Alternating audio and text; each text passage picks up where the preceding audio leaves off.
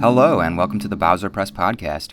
As always, you can find Bowser Press on Tumblr at bowserpress.tumblr.com. You can find more episodes of the show there, as well as other articles. You can find Bowser Press on Facebook, on YouTube, on Twitter at BowserPressed, BowserPressed, and you can email BowserPress at bowserpressed@gmail.com. Today I'll be speaking with Ian Stocker, the man behind Magical Time Bean, the development studio behind Soulcaster I and II, and Escapegoat 1 and the forthcoming Escapegoat 2.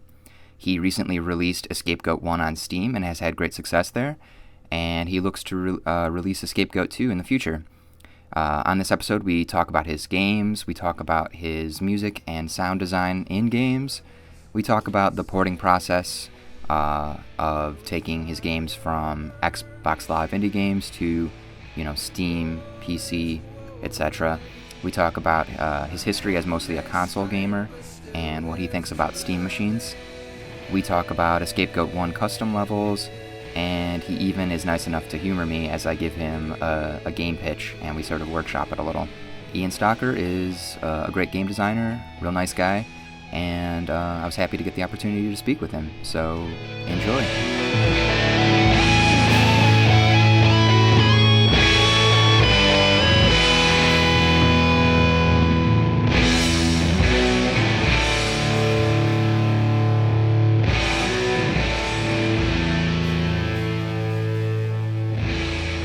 So, first of all, what have you been playing lately, and have you played any Xbox Live indie games of note recently? So I actually don't play a lot of different games. I tend to stick to a couple games and just play them exhaustively. Like I did that with Bayonetta and with Dark Souls. And lately I've been playing way too much of this roguelike called Dungeon Crawl, online Dungeon Crawl Stone Soup. And that's pretty fun. It's a little bit too addictive, so I have to watch my usage of it. Um, as far as Xbox Live indie games go, I really haven't looked at the channel in a couple months, probably. Yeah, I used to do a roundup, at least once a month of kind of seeing the latest stuff that comes out there. And I know there's supposedly some good new games. There's a lot of stuff that's come out recently that's bumped my games down further in the top 100. So there's got to be good stuff there. I just have not taken the time to check it out really. Do you think that might be due to Microsoft's abandonment of XNA and their sort of ramp up toward the release of Xbox One? It might be. I don't know if that slowed anyone down. It's still supported. It's still, in my opinion, the most amazing way to make games for PC and Xbox. So it's still a really attractive thing, and I would still recommend it to people looking to make games and looking for a technology. So yeah, not sure about that. Have you done much development on PC? I actually don't have much experience outside of XNA. I learned C and C++, and I've done some basic things with those languages, but never really enjoyed using them that much. C# and XNA, on the other hand, I found actually very pleasant to use. So that's kind of why I'd started many projects before but never got very far with them. But once I used XNA, I actually started finishing projects. Okay, yeah, so Escapegoat 1. You just recently released it on Steam, and I was curious how the porting process was handled, because I know, for instance, your Soulcaster 1 on Newgrounds was handled by a friend of yours, I believe? Uh, yeah, so I did not do the port myself. So there's a couple different ports. For the HTML5 version, which was kind of the first major port, that was done by a friend, Caitlin Gadd. It was taken basically just a turnkey solution. So it was just the entire code base was converted to HTML5, in other words, mostly JavaScript, and became playable in the web browser. It was pretty cool that the game is kind of one for one. If you have a fast enough computer to make up for the 90% performance hit that JavaScript has compared with C#, then yeah, it's the same game. It's pretty amazing. So we did some performance optimizations for it, but other than that, it's the same code base. And then later on for the PC launch, we ported the games to OS X and Linux, and that was not done by me either. That was done by Ethan Lee, who is like the master of monogame SDL2, which is kind of one of the newer flavors of monogame.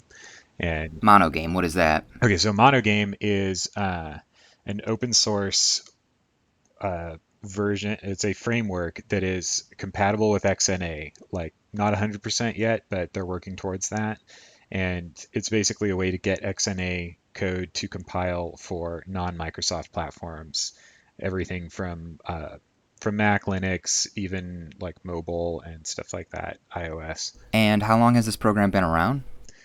Monogame is it's a couple years old. I remember the first version I tried was like maybe 2 years ago. I think I tried version 1.0 and ran into a lot of issues with it uh, just on my own. I think that I couldn't even get it to compile at first, and then when I tried later, I could get it to compile, but it wouldn't show any graphics.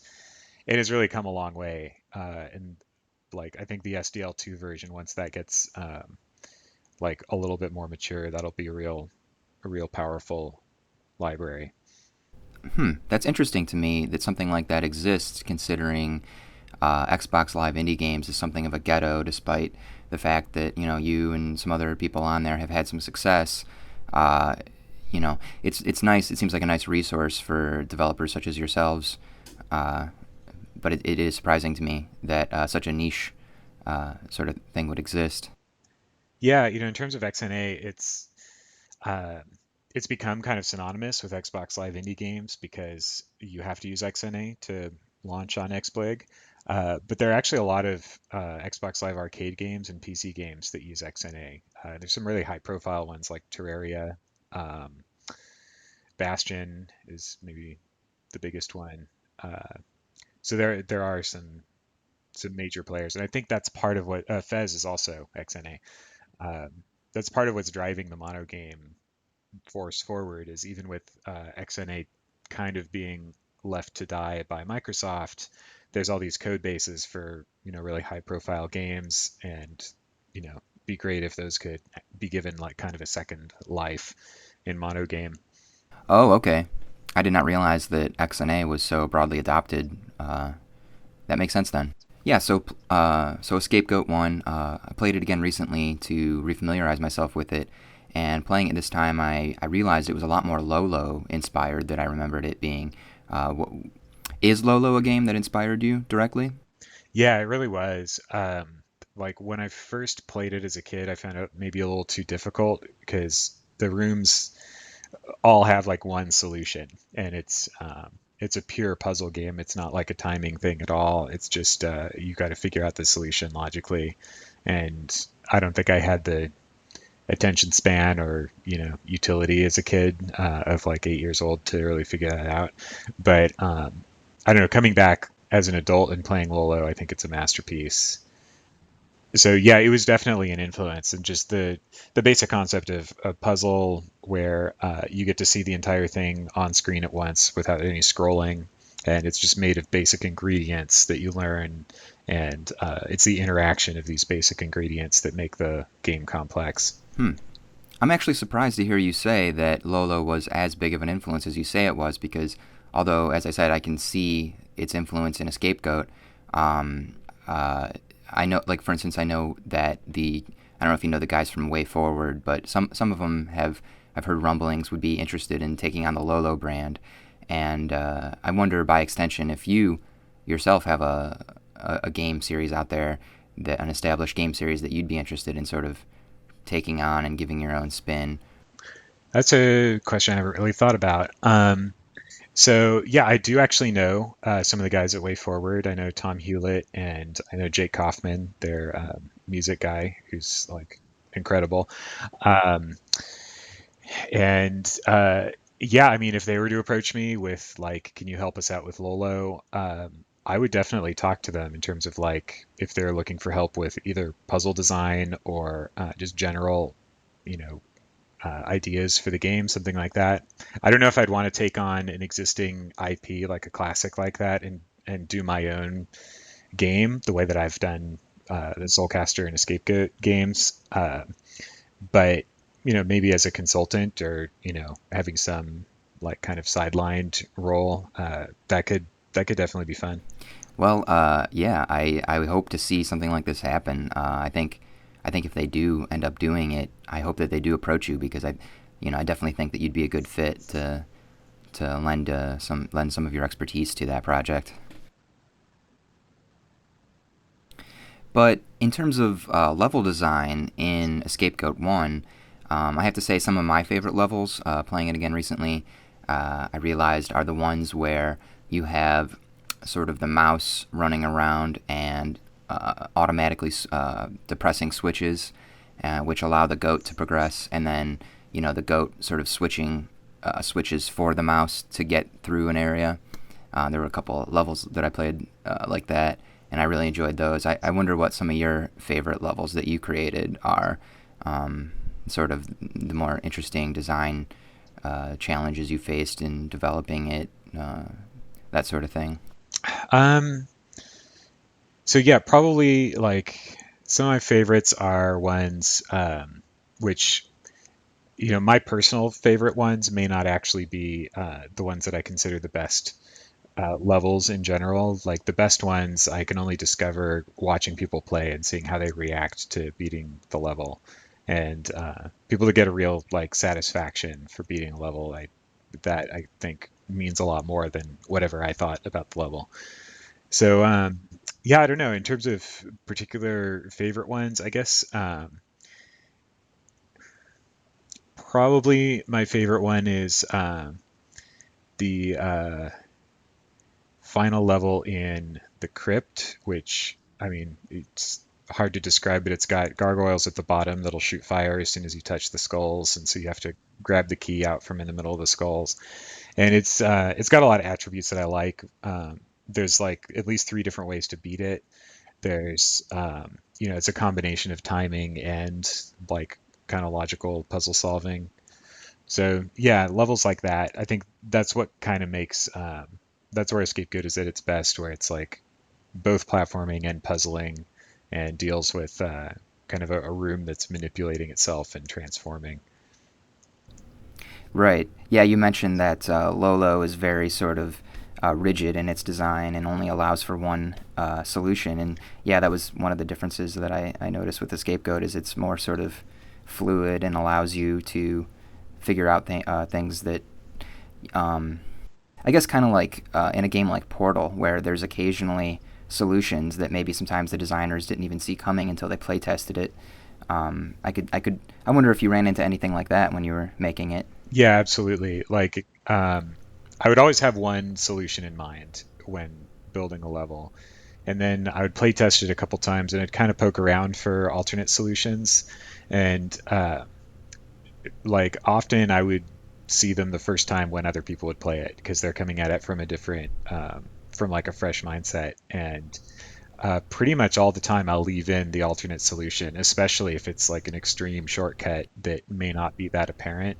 There are a couple of those in the main campaign where it's actually kind of like a head fake with the amount of stuff going on within the level that gets kind of like distracting from the fact that the solution is just right there and there's only a couple steps you need to take. Right. Yeah, replaying at least recently, I got the feeling, even after I completed a level, I'm like, I feel like there's probably an easier way to tackle that, and I made it harder on myself. And I like that feeling. That feels like, a fun level that you had some sort of domain over, some autonomy over solving. Yeah, that's how I actually designed the achievements for the Steam version was Mm. alternate ways to beat levels. Like some of them were ones like that I'd come across, and then a few of them actually I discovered by watching speed runs on YouTube. Mm. And there were some serious shortcuts there that are quite impressive that I had not considered. Yeah. Uh, on that note, how has the level editor been? How have people taken to it? Have you seen some interesting levels? Is is there a community for that through Steam now that you've ported it there? So not quite yet. Currently, my own forums are the place to go for exchanging and discussing custom-made levels. The Steam Workshop integration is something that I just didn't have time to do for the initial launch on Steam. And that would mean like within the game being able to browse levels and share them and that sort of thing. Like that would be amazing, but that would be weeks of work, and I've got to finish a Scapegoat too, to be honest. Yeah. So for now, it's just the simple, sharing of files, and like in all the other previous PC versions. Since the Steam launch, I haven't really seen any new activity yet on the forums for level editing, but then it's only been a few days.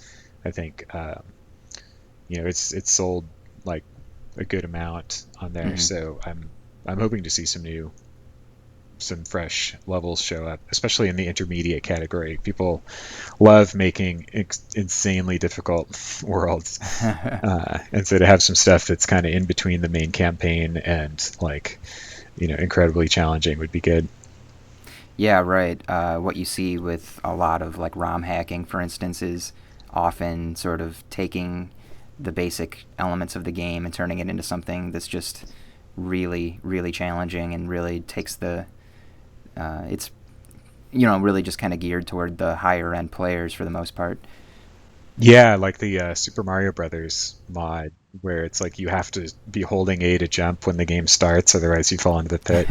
Like, yeah, there are some levels that are almost, to that, uh, that rely on certain like control exploits that I had not intended, but are in the Hmm. game, stuff like that. Some Kaizo scapegoat. I'm not sure what that means. Okay. Yeah, like some of the. I'm not sure how the name got coined, but someone out there decided that when they made one of those incredibly hard Mario levels, they called it Kaizo Super Mario, and so now Okay, yeah, yeah, it's kind of that has that connotation now. that is the perfect way to describe it then. Okay. So tough, wanna come out and wait. So tough, just flying hide and seek. So why do you think it got like that? So think about it, it's just a rat.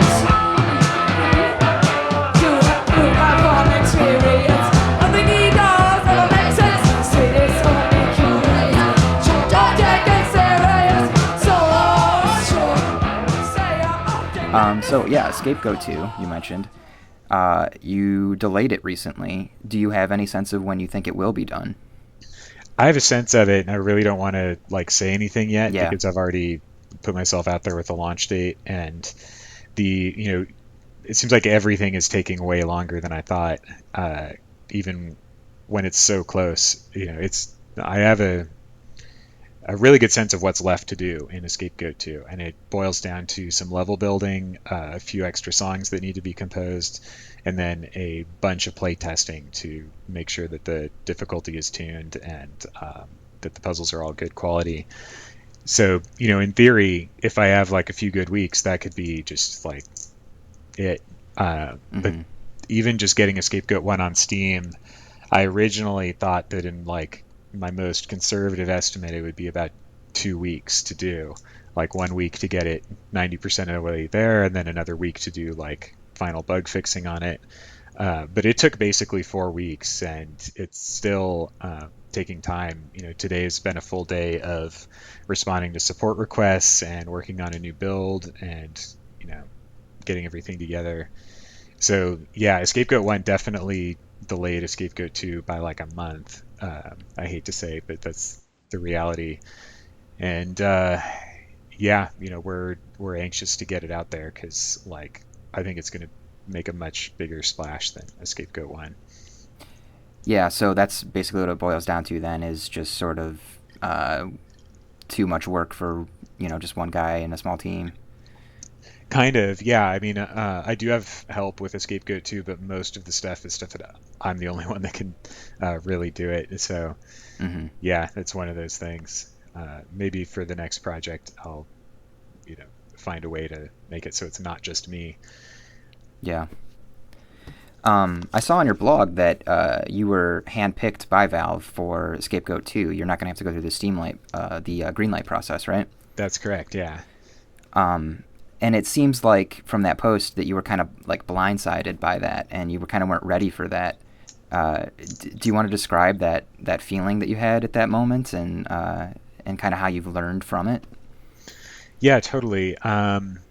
So yeah, the blind side is a good way to put it. It's like really strange to be striving for something and have it be like your biggest goal in life for about a year, actually, because Scapegoat 1 was on green light for a year, and I've been working on a Scapegoat 2 for the last year as well, with the goal of it being on Steam. Like pretty much the whole design around it, the improved art style and presentation and stuff like that has been like, let's make this something that'll be attractive for Greenlight and for Valve. And then just suddenly, like, here I am just preparing to show the game at PAX, and as soon as I arrive in Seattle, I find out on Twitter that I've been greenlit for Scapegoat 1, and then, I find out at the end of the show that I've been also kind of, greenlit for a Scapegoat 2 through the back door, and it's amazing. It's like suddenly it's what I've been working towards forever, and it's handed to me.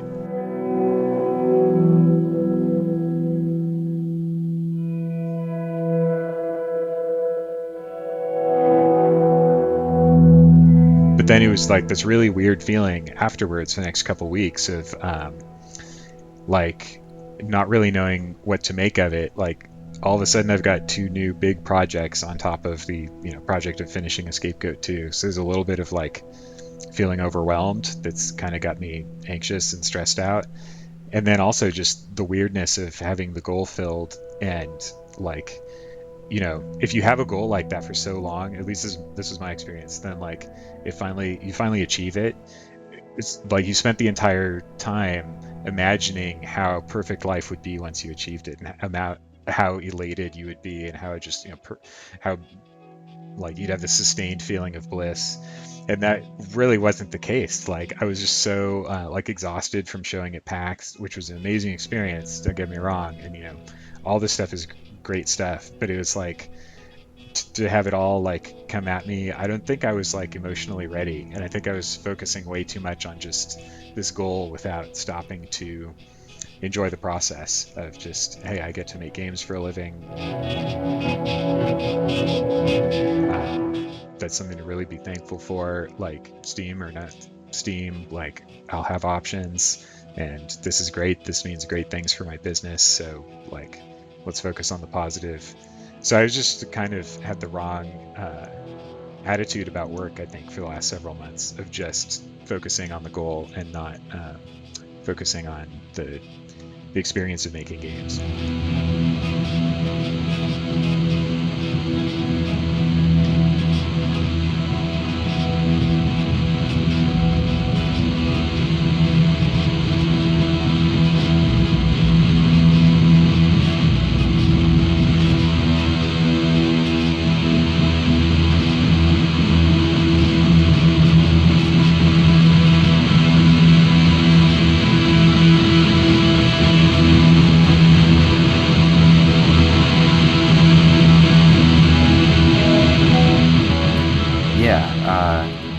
It sounds like you've put things in perspective since then.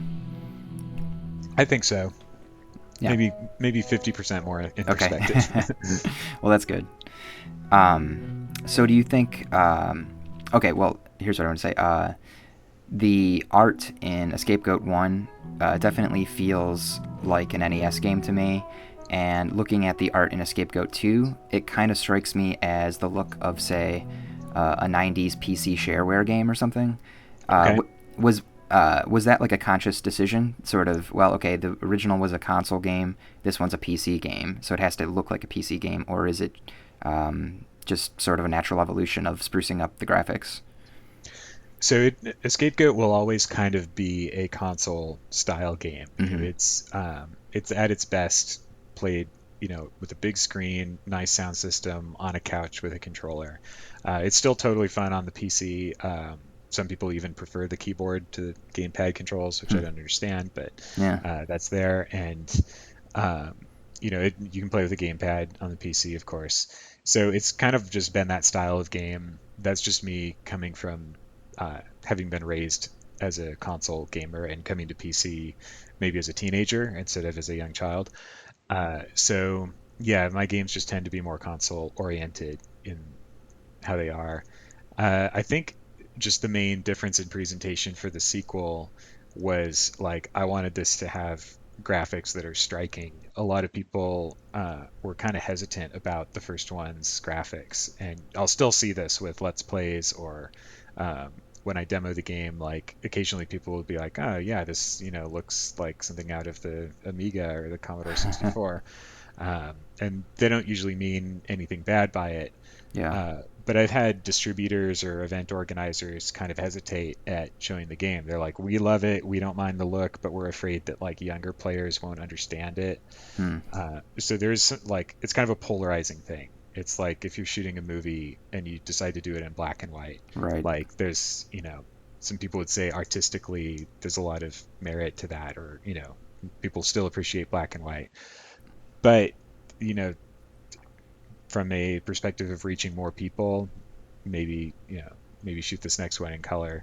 And so yeah, I knew that I couldn't do it on my own, so I'd have to hire an artist, and I really lucked out. My friend Randy O'Connor is a fantastic artist, and we work in the same office. So like that is extremely good for communication and for iterating over stuff and making progress really rapidly. Yeah, that's interesting. You say that some people were afraid to show it based on the visuals, and I mean, maybe it says something about myself considering I enjoyed the visuals so much. Maybe I enjoy stuff that is kind of more polarizing that isn't necessarily palatable to everybody. But yeah, I mean, I thought the visuals were, I thought the pixel art was like, particularly striking and not. I mean, I compared it to an NES game or whatever, but I mean, yeah, for me, it had an interesting, distinct visual style, and it's weird that people were sort of afraid of that. Oh yeah, thanks. I appreciate that. I didn't see negative responses that much to it, but they were there. And like you say, there are people who uh, really like the sprite art and love that as a style in games. And um, so yeah, that's why I mean polarizing and not like negative. Right. It's just people are either like really into it or really against it. Yeah. I mean, I guess you'll have that with a lot of things. Hmm. So, yeah, you describe yourself as more of a console gamer at heart. I wonder if you are excited for the prospect of these Steam machines that Valve is talking about, and if you've gotten your hands on their controller or seen anything on it, or if thought about putting your game in that space. I've just seen the videos. I haven't actually held a Steam controller yet. And when I first saw the image, I was highly skeptical Mm-hmm. because there's like it's important for a controller to have dedicated buttons. The Yeah. quality of the D-pad is huge. Like I'm actually really particular about like which controllers have a good D-pad and which ones don't. Um, so when I saw that it Which was one? all Which ones do have good D-pads then? um, so Nintendo controllers tend to have good D-pads, not the Wiimote or the Virtual Console, unfortunately. Like, probably the best would be the Super Nintendo. The NES controller was also excellent. The DS has a pretty good one, if only it were a little bigger. PS2 and 3 is okay. Xbox 360 is abysmal. I use the left thumbstick instead, which works great. Um, but the D-pad should just be pried off with a screwdriver, in my opinion. Um, I understand that the next gen of consoles will all have better D-pads. Like I think that's becoming more of a priority. Yeah. Have you used the Xbox One yet? Have you gotten your hands on that? Yeah, yeah, I played it at E3, but I didn't play any games that used the D-pad. Mm. So I could mess with it, but I couldn't use it to control anything. The thumbsticks are definitely improved. They did something to take out the dead zones for the most part, which is nice. And the PS4 controller is also excellent. So it's good to see those get improved so much. Yeah. But yeah, the Steam controller, like when I saw the gameplay video and seeing how well the guy could do with Counter-Strike, lining up headshots with a controller, it's like, Mm-hmm. yeah, that's definitely better than I think the average person can do with a gamepad. So, with thumbsticks. So there could be something to that. And if if platformers and four-way control games are controllable with it and feel good, then I'll be happy. Yeah, I think I saw the same video you're talking about, and it was pretty striking because I agree with you. I saw that and I'm like, that looks weird. I don't know, but yeah, the way it seems to sort of replicate PC controls through the touchpads seems to so far look like it's going to work pretty well. Um, but yeah, it will be interesting to see like platformers being played with it. Yeah. Um, so, what do you think Steam machines mean for the future of console gaming and developers like yourself who are more interested in games, in that sort of space? So I haven't really meditated on this to develop my own opinion, but just, in chatting with other developer friends or just kind of reading stuff, reading news online, like I am definitely excited about it because now that I have games on Steam and they are controller-based games, like I'm thinking that as the Steam living room experience grows, there will be more of a hunger in the customer base for these kind of uh, hybrid PC console games that are like very gamepad oriented, Mm-hmm. and that will be good for me. And I love making games that are focused on the gamepad. The Soulcaster series is also designed to be more of like a gamepad game, Mm-hmm. and so yeah, like with that as kind of a new way to sell gamepad console living room games, I think that's great. Yeah. Uh, yeah, it strikes me that it'll definitely be cool for the kinds of typically mouse and keyboard kind of games that I don't really have a comfortable way of playing in the living room, and that's how I prefer to play as well. So that I'm more excited for that controller since I saw that video. Um, but speaking of Soulcaster, I've heard you mention a Soulcaster 3. Is that sort of a back burner thing at this point, or what's the status of that? Yeah, I mean, it's not even a back burner thing right Mm. now. It's just straight up in the freezer. It's something that I started prototyping some new features for at the start of the year, or maybe even the end of last year. And then, kind of with the momentum Escapegoat was having on PC, I decided to shelve that and focus more on the Escapegoat brand. And uh, I figured that, from a business perspective, doing an Escapegoat 2, like striking while the iron is hot, something to follow up with Escapegoat 1 would be good, you know. Uh, and I think that was a good move. I think that Mm-hmm. it will be successful, and uh, yeah, it's going to be a great game. I'm super excited to be back in the Soulcaster universe, though. So next Mm-hmm. year, when I'm working on that, it'll be really cool. It's just like for the past 3 years or so, I've had stacks of ideas, even left over from while I was making Soulcaster 2. There were so many things I wanted to try, but just decided to put off for the sequel for the sake of releasing the game sooner.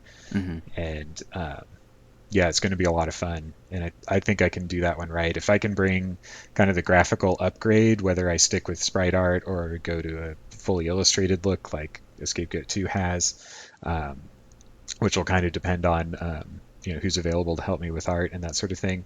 But whatever direction it goes with the new tech we've developed for Escapegoat 2, plus like my new ideas and kind of experience as a game designer, I think I can make that a pretty fun game. Yeah, you mentioned the Scapegoat brand. Is that kind of how you see your IPs, your games that you develop, as uh, sort of building a catalog of series? Like, are you interested in making one-off games? I guess is what I'm getting at.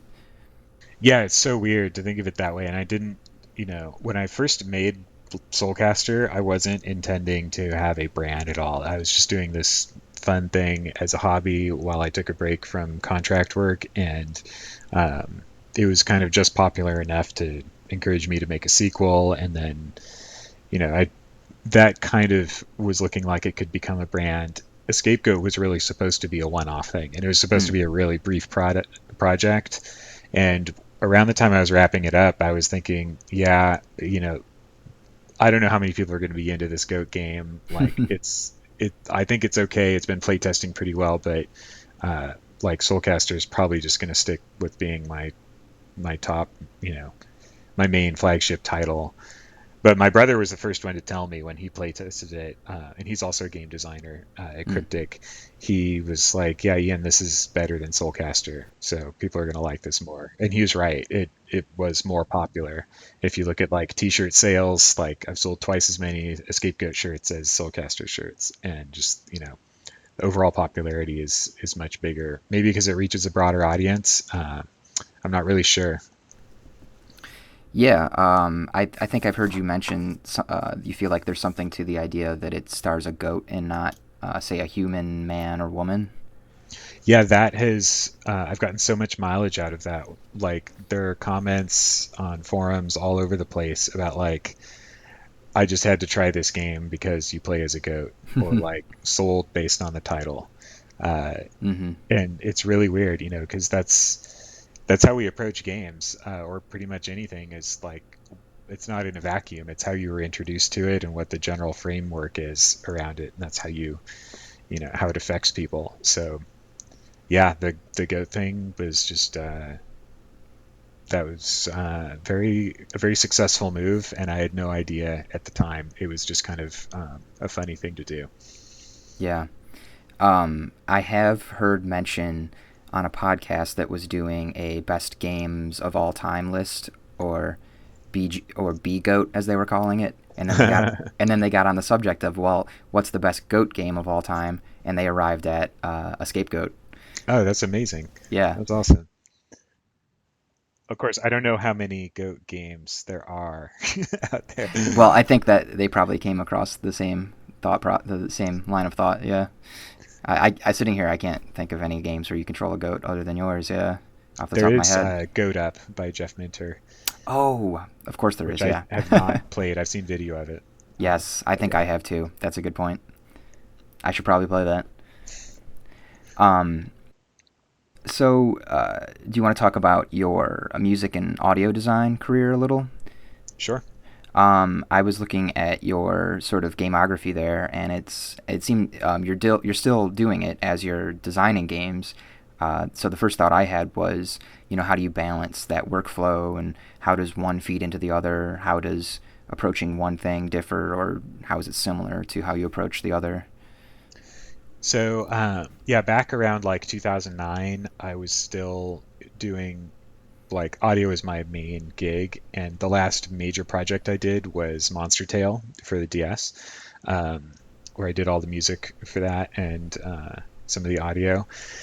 And it was that was a great experience. That was one of my favorite projects to ever work on. It was also incredibly time consuming. So I knew that if I was going to like make indie games my full-time gig, I would have to scale back on that stuff. And so I did. I was actually, for the first time ever, turning down projects, which was a really bizarre experience. Like after putting so much effort to get myself out there to get projects, like here I was, saying no to money in exchange for audio. I have taken on a couple small gigs where it's something that'll be like, I can do this in a couple weeks, or it'd be a part-time thing for a month, just something very basic that will, like, I don't know, an example recently was I worked on some tracks for the Adventure Time NDS game by Way Forward. Oh, okay. And The one that was released last year, or the one that's coming out soon? it's brand new. I'm not sure Oh, it its is out. release status. I don't know if it's out yet, to be honest. I believe it's called um, something because I don't know. I forget the full title. Yeah, I didn't even know the full title when I was working on it. I don't know if they had decided on a title yet, but yeah, that was a great example of a project because they knew specifically what they needed, and they had good reference stuff, and I knew both Jake and Tom, and like that was great. That was really smooth, and I could take the money I made from that, and that helped pay for PAX and a much needed new desktop computer, and it definitely served the indie game business, and and so that's the sort of thing I would look for if it's going to be a 6 month long project. That's something that I would probably turn down at this point, because I mean, I don't know, for the right price I would take anything, but yeah, for normal rates, because it would just delay too much of my current objective, So making indie games. it's always in service of feeding the development end. Exactly. I noticed in Soulcaster II, it might have been in the first as well. The music for the shop is a track that's also in Cthulhu Saves the World. Um, Yes. do you know those guys? Zebo, I believe. What are they? The Yeah, developer? Robert Boyd, the Z Boyd Games. I think Zeboyd, that's right? how you pronounce it. Yeah. Mm-hmm. Um, yeah, Z Boyd, because we go back to the XBlig early days. Maybe not the very early days, but maybe you call it the Silver Age or something of XBlig around 2009 or so. And Uh, when was the golden age then? was probably slightly before, maybe when I Made a Game with Zombies in it came out. Right. That might have been like the herald of the, you know, the heyday of XBlig. And no, but Cthulhu Saves the World, or was it Breath of Death 7? It might have been, well, anyway, our games were kind of launched around the same time. We like kind of co-organized the first Xbox Live Indie Games Winter Uprising. Uh, when I say co-organized, like he and I had a IM chat about the concept of it, and then he pretty much did all of the actual legwork for it. Mm. So like I definitely give him credit for organizing all of that. Mm-hmm. And so yeah, like we're kind of been comrades in arms since early days of XBlig. And his getting on Steam, Yeah. which was like a year and a half ago, I think, Mm-hmm. that was really inspiring to me. That was like when I saw how well it did for him, and uh, that it was possible. That was like, okay, I'm gonna follow in those footsteps. Yeah, I think that really helped get the game a larger profile because all of a sudden people were talking about it. Whereas when it was just on Xbox Live Indie Games, it was sort of, not, more of a blip, I suppose, compared to the press it got after that. Yeah, yeah, the framing is everything. You put a game in a web browser window, suddenly it needs to be free to play. You put a game on an Xbox, it can be $60. Oh, and the Soulcaster Merchant song, the reason that found its way in there is they did have a Soulcaster themed dungeon in the game, which had a similar look to the Soulcaster 1 dungeon tile set. Ah, And you actually face like evil versions of the summons from Soulcaster in a right. boss fight. Oh, you're blowing my mind right now. Yeah, I remember that now because I didn't play Soulcaster until recently, and I did play those games a while ago, and I'm remembering that boss fight now. Yeah, that's really cool. Yeah, he asked for a track from the game. I said, well, I have this prototype track that was it's what I used to compose the Merchant song before we recorded any guitar for it. So it was just synthesized guitar. It sounds like kind of the guitar stuff you'd hear in a Super Nintendo game. Yeah, yeah, I love the synthesized Super Nintendo guitar sounds. The Scapegoat 2 has a track like that. I call it the Awesome. Mega Man X guitar. Oh, excellent. Yeah, yeah, exactly. Um, So, as a way of wrapping up, I have a couple of sort of oddball questions for you if you are game to try and attack them. Okay. I did not realize that you were so thoughtful in coming up with the title for a scapegoat and assumed that it was based on a pun. So I went ahead and came up with another animal themed pun game that I would like for you to sort of spitball how it would play, if you don't mind. Okay. And it's called Abracadaver Dog. Okay. So, you want me to like kind of help workshop a theme Yeah, for yeah. this? Okay. Well, so I guess you would be some sort of warlock canine. Yep. Okay. Um, so I don't know. I like one of the themes in my game. So let's say this is going to be a game that I do. One of the common things in my games is like friendly NPCs, like NPC allies that you summon. So either the mouse or the summons in Soulcaster. Yep. So I'm guessing the dog would have access to summoning kind of maybe like spirit versions of other animals that he could use. So if we're going to make this an action game, I've never really made an action game before, like anything with combat, like where you're attacking other things. But it would be something really fun because that's one of my favorite genres. So maybe you can actually, maybe it's a side scroller game, and as this dog, you're summoning like spirit animals that attack enemies for you, and so you can't actually, you're very limited in your ability to attack, but you can kind of command your allies to take on enemies. So maybe have a bit of an RTS feel, but in a side-scrolling action game. Sounds good. Maybe the dog that you control would have to sort of sniff out the spirits, and there would be like hot spots in the area to find your allies or something. Maybe they've been buried in like a pet cemetery. Yeah. You can use like your power of sniffing the ground and digging, and you like dig up their bones, and it disturbs their spirit to the point where they become a familiar for you.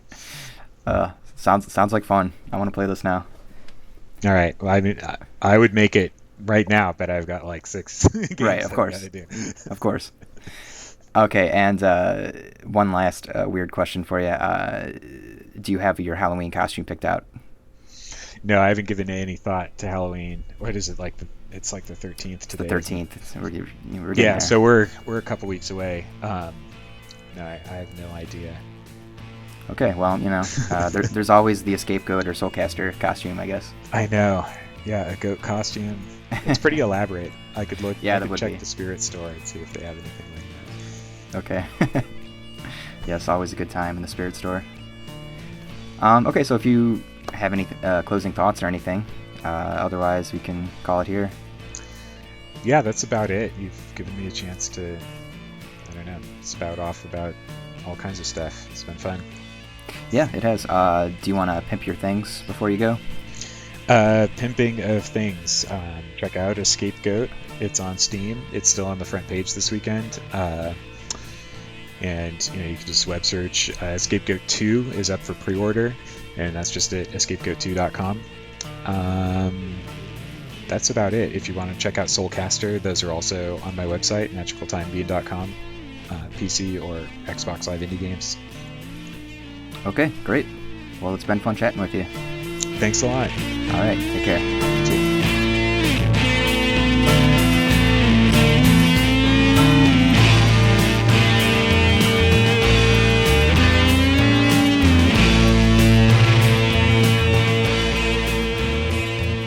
Okay, this has been the Bowser Press Podcast. Thank you for listening. Once again, you can find Bowser Press on Tumblr at bowserpress.tumblr.com. You can find Bowser Press on Facebook, on YouTube, on Twitter at BowserPressed, BowserPressed, and you can email Bowser Press at bowserpressed@gmail.com. If you have any ideas for future shows, if you're an indie game developer and like to be featured on the show, give me an email. Thanks again for tuning in.